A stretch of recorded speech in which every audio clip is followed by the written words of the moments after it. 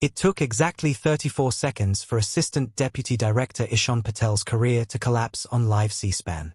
In those seconds, the man who oversaw domestic surveillance for the National Security Directorate proved he did not understand the 9 most vital words governing his authority, transforming a routine oversight hearing into a constitutional autopsy. The room was the Senate Judiciary Hearing Room, S-216, a cathedral of American oversight. It was designed, architecturally, to remind every witness of the gravity of their station and the power of the law they swore to uphold. High ceilings of carved oak met walls paneled in deep mahogany, polished to a reflective sheen that caught the fluorescent white lights suspended above. The air, typically conditioned to a chill near 68 degrees, felt thick with the nervous heat of 3 dozen bodies: staffers, journalists, security, and the principal players. The centerpiece was the imposing, curved dais of the senators, raised slightly above the witness table, creating a subtle, unmistakable imbalance of power. Assistant Deputy Director Ishan Patel sat ramrod straight at the witness table, flanked by his legal counsel and a single, silent aide from the National Security Directorate, NSD. He was a man tailored for Washington: sharp Italian suit, a neatly trimmed beard, and a confident, almost arrogant stillness. He represented a specific modern archetype, the technocrat elevated to political power, believing that superior data and algorithmic complexity could shield him from simple legal accountability. His agency, the NSD, was the quietly powerful entity tasked with sifting billions of data points daily, seeking needles of foreign threat in the haystacks of American communication. Their power was vast, their operations classified, and their legal foundation rested entirely on the fine print of the Foreign Intelligence Surveillance Act, FISA, overseen by the Fourth Amendment. Before him sat the members of the Judiciary Committee. Leading the questioning was Senator Anya Sharma, Democrat Illinois, a former constitutional law professor known for her surgical cross-examinations. Sharma's reputation was built on patience. She never yelled, only applied pressure until the seams of an argument began to unravel. Patel had just spent 40 minutes detailing the latest technological upgrades to the NSD's data parsing capabilities, speaking fluent jargon about metadata retention, predictive algorithms, and the necessity of preemptive threat identification. He had fielded 3 questions about the NSD's $4.2 billion annual budget increase without a single tremor. He was in control, lecturing rather than testifying. Then, seeking to preempt any foundational scrutiny, he leaned into the microphone, a static, brushed metal fixture on the table, and delivered the line that would define the rest of his life. "Senator, I want to be perfectly clear," Patel stated, his voice ringing with forced sincerity, the sound amplified and slightly distorted by the room's acoustics. "The National Security Directorate fully understands its mandate. Every action we take, every bit of data we touch, is governed by law. And let me assure you, I know the Constitution. I know where our authority begins and where it ends." The statement was meant to be a declarative shield. Instead, it was an invitation. Senator Sharma paused, looking down at a stack of neatly typed index cards. The camera flashes, a series of silent, sharp, blue-white flickers from the press pool behind the senator's left shoulder, momentarily froze the scene. Patel, triumphant; Sharma, inscrutable. The silence that followed Patel's claim was heavy, broken only by the faint click-clack of a staffer typing on a hidden laptop and the low hiss of the air conditioning. Sharma lifted her head slowly, her expression entirely neutral. She tapped the index cards gently on the mahogany before speaking. Her voice was low, measured, and stripped of all emotional register, suggesting she had found the perfect hinge to open the legal door. The silence wasn't over yet. Senator Sharma began, her voice a calm counterpoint to the tense atmosphere. "Mr. Patel, thank you for detailing the technical capabilities of the NSD. Let's move from what your agency can do to how it justifies doing it. Specifically, regarding Project Aegis, your internal domestic data mining initiative. You stated on page 11 of your written testimony that Aegis has no reasonable expectation of privacy conflicts. Is that correct?" Patel nodded curtly. "Absolutely, Senator. Aegis operates solely on post-collection, anonymized metadata streams. We are not examining content. We are mapping connections. The Supreme Court precedent, particularly regarding third-party doctrine, is clear. Individuals knowingly conveying information to third parties, like service providers, for business purposes inherently surrender certain Fourth Amendment protections. The third-party doctrine, yes, Sharma replied, a thin smile playing on her lips. But you also utilize algorithms designed to de-anonymize and flag specific individuals for deeper inspection, based on pattern anomalies. When a target is flagged and the NSD moves to a Phase 2 investigation, which includes requesting full content from service providers, at what stage does the NSD obtain a probable cause warrant under Title III of the Omnibus Crime Control Act, or a similar judicial authorization? Patel shifted slightly in his chair, a barely perceptible movement that nonetheless caught the eye of the single C-SPAN camera fixed on the witness. Phase 2 initiation is an administrative review, Senator. It's an internal step. We only seek judicial authorization, typically through the FISA court for reasons of national security, when we have established strong links to foreign entities and the collection moves from metadata analysis to content collection. A shift that places us squarely under the legal framework of FISA 702 authority for collection targeting non-U.S. persons located outside the U.S.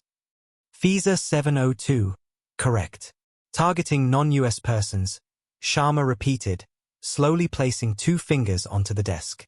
But as your own testimony admits, the Aegis system has led to the incidental collection of over 4.7 million U.S. person communications in the last fiscal year.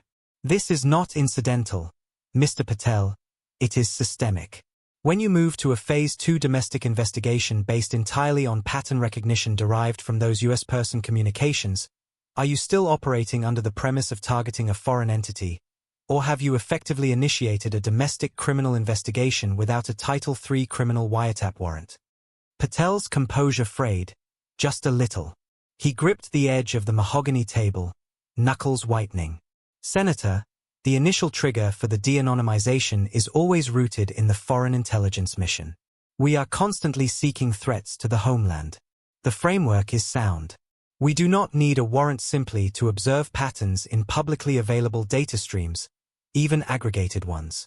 The Constitution protects people, not places or data streams, unless there is a reasonable expectation of privacy, and our legal counsel assures us that in the digital domain. He trailed off, regaining his footing. Our actions are fully compliant with the spirit of the Fourth Amendment. Senator Sharma leaned forward, her voice dropping to an almost inaudible level that forced the room to strain to hear. The spirit of the Fourth Amendment, Mr. Patel? In law, we deal with the letter of the law.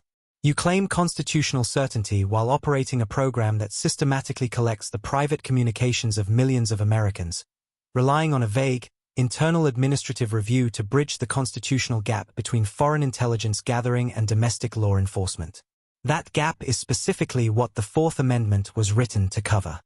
She fixed him with an intense gaze, her eyes showing none of the frustration he likely expected. Mr. Patel, your reliance on the spirit suggests a lack of familiarity with the fundamental text itself. I would advise you to choose your next words very carefully. Patel swallowed hard. He reached for the glass of water, his hand shaking faintly, the tremor betraying the sudden, crushing weight of the moment. He replaced the glass untouched.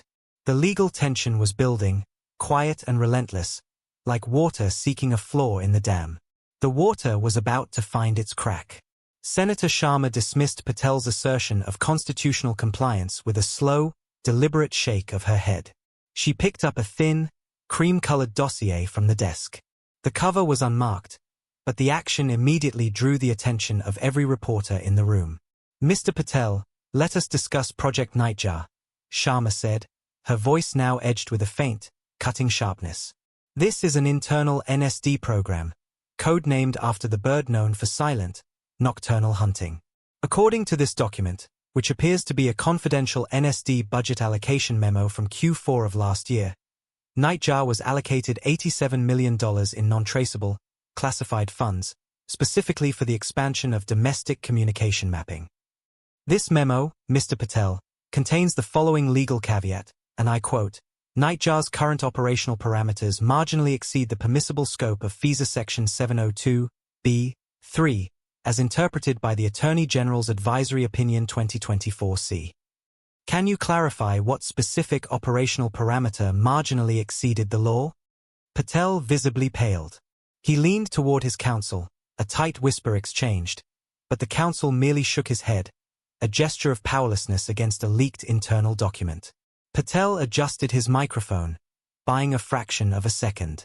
Senator, Project Nightjar is highly compartmented. It is a research initiative. Its objective is to stress test our data filtering protocols against potential hostile infiltration techniques. The language you cite refers to a hypothetical maximum threshold, not our current operational tempo. He was sweating now, the fluorescent lights reflecting weakly on his forehead. His denial was practiced, but hollow. Hypothetical. Sharma challenged, her tone rising slightly. The memo authorizes the purchase and deployment of 5,000 deep packet inspection probes across 5 major interstate fiber optic junctions. Hypothetical research does not require wholesale acquisition of surveillance infrastructure. The violation is simple, Mr. Patel. FISA 702 permits surveillance targeting non-US persons outside the US. It explicitly prohibits the NSD from intentionally acquiring domestic communications unless they are immediately relevant to the foreign target.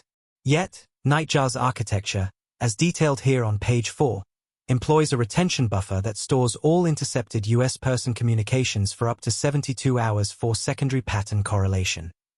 Is that accurate? Patel finally cracked. His voice rose, sounding desperate. It is a necessary technical safeguard. We must ensure we are not discarding actionable intelligence. We rely on the good faith and administrative oversight of our internal legal team to prevent any unconstitutional use of that buffer. We are trying to protect this nation from genuine threats, Senator. Protection is not achieved through systemic violation of the law you claim to uphold, Sharma retorted, slamming the dossier onto the table, the sharp thwack echoing through the room. Storing millions of US person communications for secondary correlation, completely untethered from any individualized suspicion or foreign threat, is an intentional acquisition. This isn't a mere technical hiccup, it is a clear-cut violation of the Fourth Amendment's warrant clause, which requires judicial authorization, based on probable cause, before the government can seize private papers and effects. Your 72-hour buffer turns the Fourth Amendment into a 72-hour waiting period, circumventing due process entirely. She paused, her eyes locking onto Patel. This was the moment of intellectual confrontation. You stated you know the Constitution. Then tell me, Mr. Patel, if your internal legal assurances are the only safeguard between the NSD's vast power and the rights of millions of Americans, what, precisely, is the constitutional standard that dictates the threshold for seizing and holding private communication? Patel shifted a stack of prepared notes, his hand trembling slightly. He looked up, his face grim. He knew the answer was staring him in the face, not on the FISA statute, but in the founding document. He tried to reclaim his initial confidence, pushing back against the legal corner she had built around him. Senator, the standard is clear. The NSD operates under a mandate of national security urgency, which demands flexibility. We must balance security with liberty. The framers themselves understood that there are moments when the state must act with informed speed. Sharma's eyes narrowed. She had not asked for a philosophy of governance. She had asked for the text. She gave him a final, unblinking stare that communicated she was done with political spin. The clock was now ticking toward the point of no return. Senator Sharma did not raise her voice. She simply leaned back, retrieving a slim copy of the US Constitution, its cover faded and creased. The action itself was a theatrical condemnation. Mr. Patel, your agency is involved in surveillance, which is a search and seizure function. You are the Assistant Deputy Director overseeing domestic operations. You have claimed, on record, that you know the Constitution. So, let's discard the philosophy and the national security urgency. Let's deal with the document itself. I am not asking for a legal justification of the Nightjar program. I am asking for the text. Please state, in its entirety, the Fourth Amendment to the Constitution of the United States. Start now. The silence that followed was instant and absolute, a sudden vacuum of sound that swallowed the low hum of the air conditioning and the shuffling of notes. Patel stared blankly at the senator, his mouth slightly open. He tried to speak, his throat contracted, producing only a dry, desperate hiss into the microphone. He looked down, then up, then glanced wildly at his counsel, who remained rigidly still, eyes fixed on the ceiling. A clear signal that this was a test of personal, not corporate, knowledge. The clock began to run. 1 second. 2. 3. Patel attempted to stall. Senator, I believe the core premise is regarding warrants. Sharma interrupted, her voice steel-hard. The text, Mr. Patel. The Fourth Amendment. Do not paraphrase, do not summarize.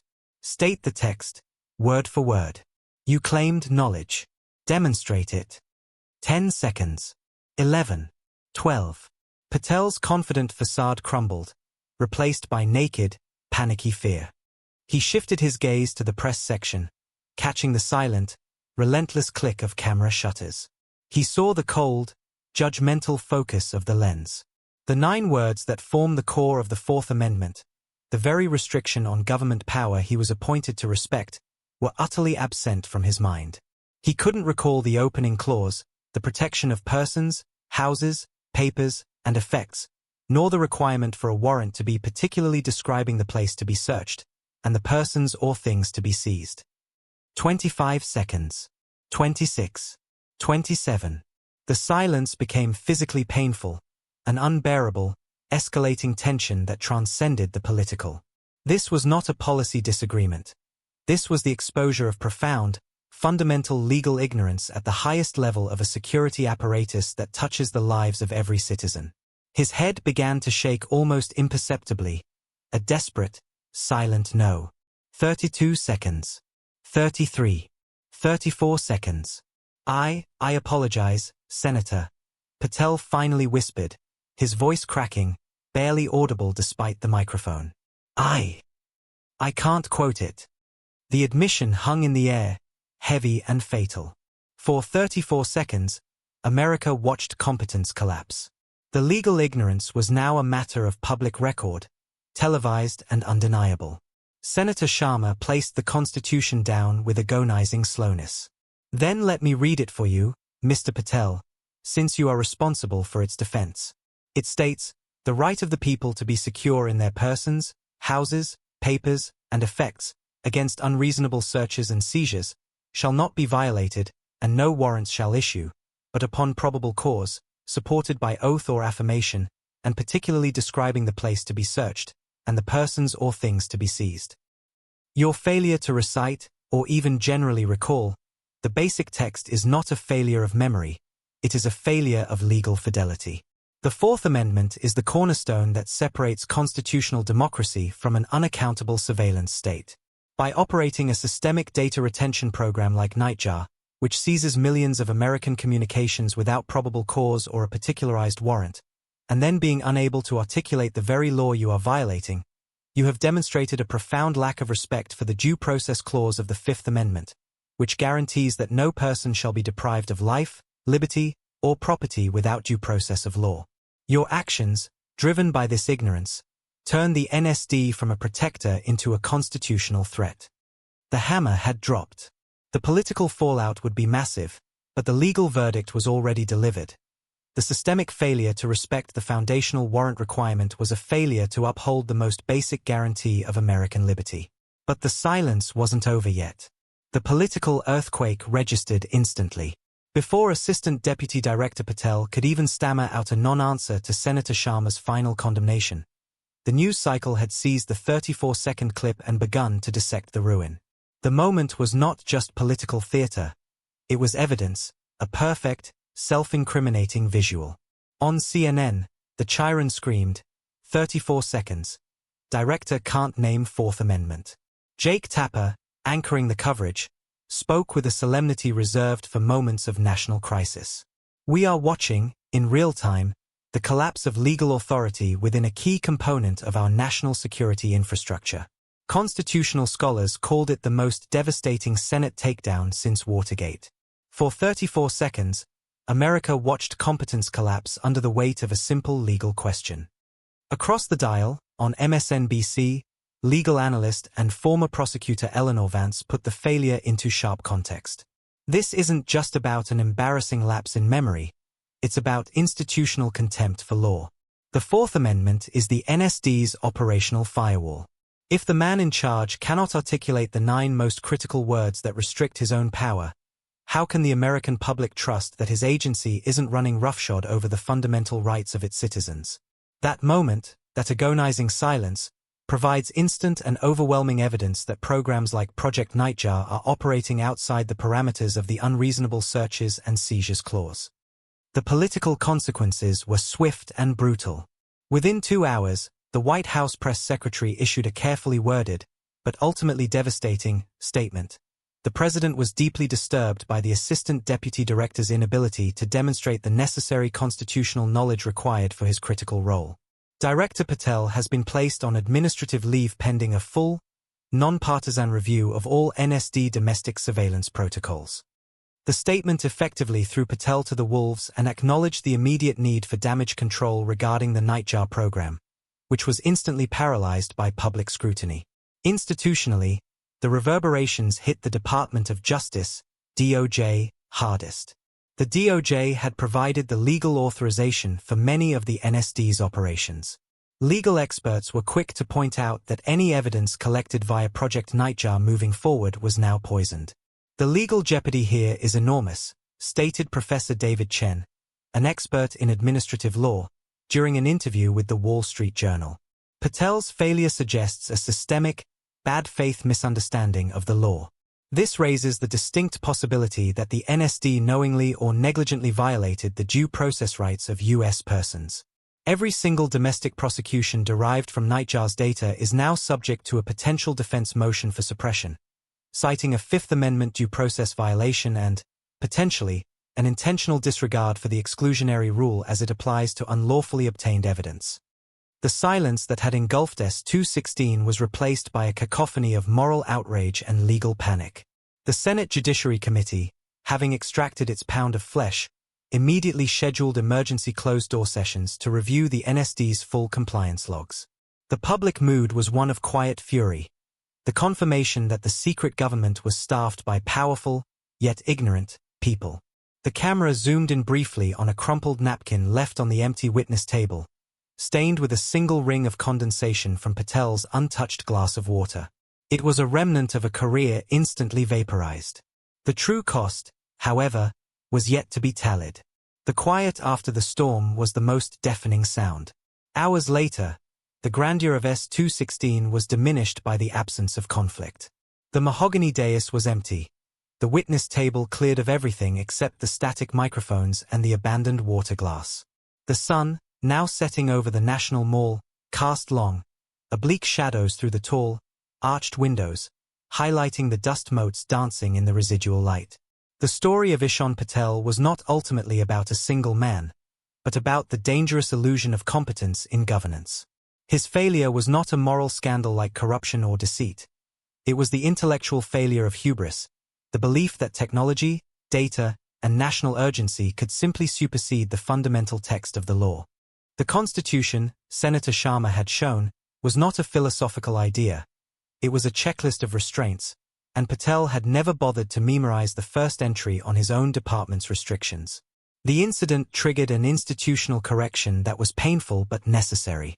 The NSD, facing existential legal threats, immediately suspended Project Nightjar, effectively crippling their domestic intelligence capabilities until a complete rewrite of their operational charter could be completed by an outside legal team. The new acting deputy director, appointed from a career rank within the DOJ's Civil Rights Division, began his tenure not by talking about data streams, but by mandating an agency-wide, quarterly constitutional law examination. The Fourth Amendment was immediately printed and affixed in bold typeface beside every workstation monitor in the NSD's headquarters. Patel himself disappeared from the public sphere in a cloud of administrative paperwork and forced silence. He had been a symbol of the modern security state's ambition to operate in the gray area between the First and Fourth Amendments. His downfall served as a brutal reminder. In the American legal system, Power is only legitimate when it is bounded by written law. The constitutional restraints are not suggestions. They are prerequisites. When those in power forget the simplest rules, the entire system, the due process, the separation of powers, the liberty of the citizen, is put at risk. The spectacle of the 34 seconds ensured that the lesson would not be quickly forgotten. It codified the danger of political appointees who prioritize efficiency and technological capability over constitutional literacy. The laws exist to protect the people from the government, not to protect the government's operations from scrutiny. Patel's quiet, broken apology was the legal system's ultimate victory over arrogance. The law, like the Constitution itself, is immutable. The careers are not. The last of the fluorescent lights clicked off, leaving the vast room in the deep blue of twilight. The marble floor reflected the final, thin band of orange light from the horizon. Some careers end in scandal. His ended in silence. Washington doesn't punish ignorance. It replaces it.